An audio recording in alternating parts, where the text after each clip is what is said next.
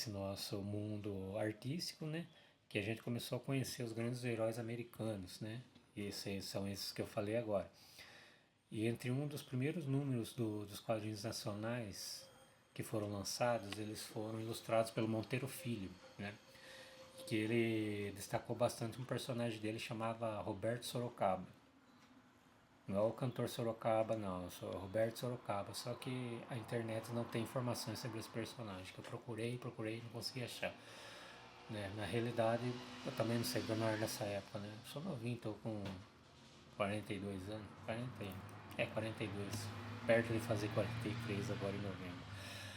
Mas enfim, uma coisa também interessante é que o Elzen, ele sempre incentivou a arte, né?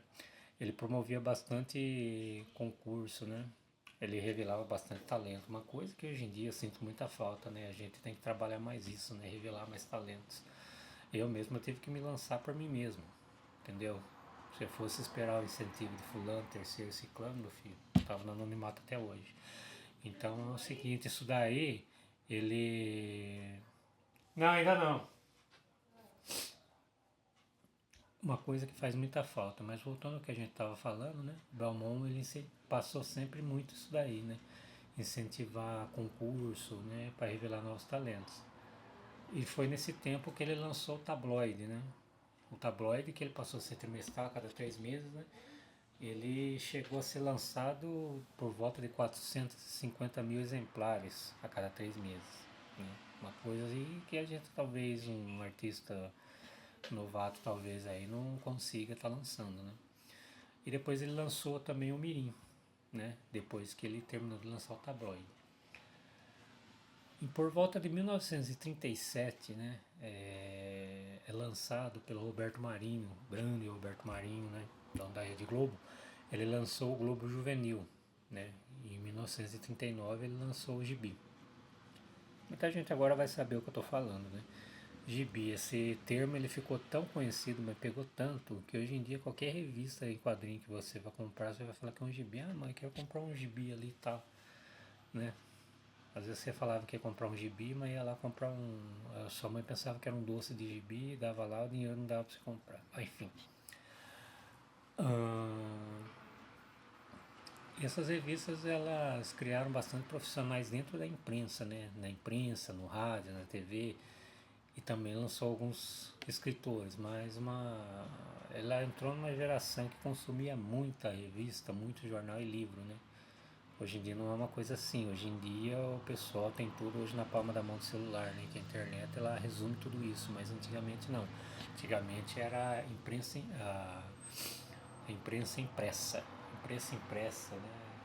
Ficou bom esse termo agora, imprensa impressa, né? Que o pessoal consumia bastante jornal, revista, entendeu? Era um público que ele tinha acesso a informações, né? Através desse nicho. Falei nicho, não falei lixo.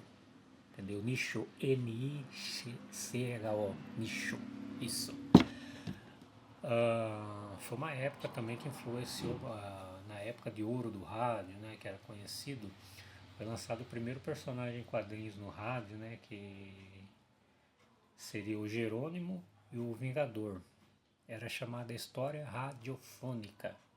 Então a gente pode dizer que são dois personagens radiofônicos, né, o Jerônimo e o Vingador.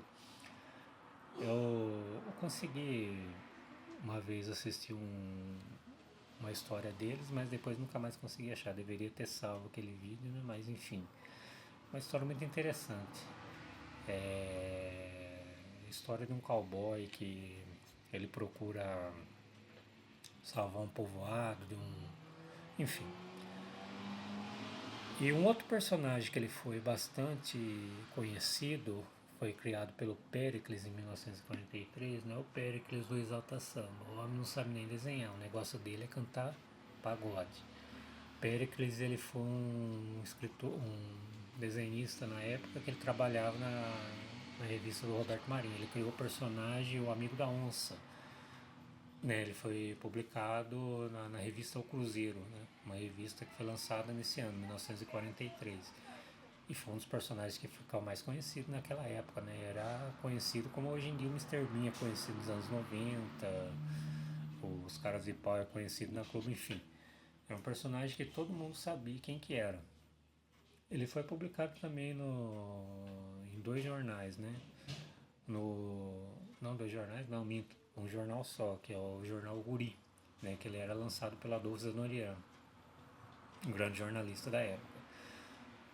Teve também a revista SESI, né?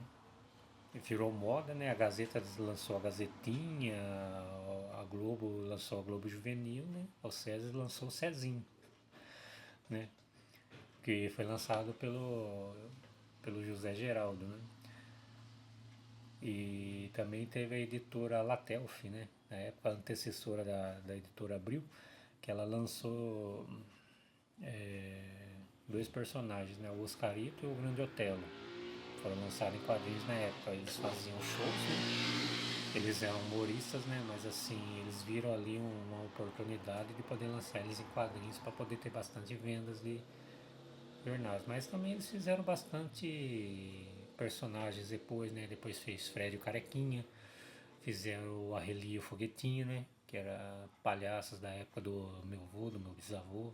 Se eu perguntar para uma criança hoje em dia quem que eram esses, eles vão falar, hã? Então.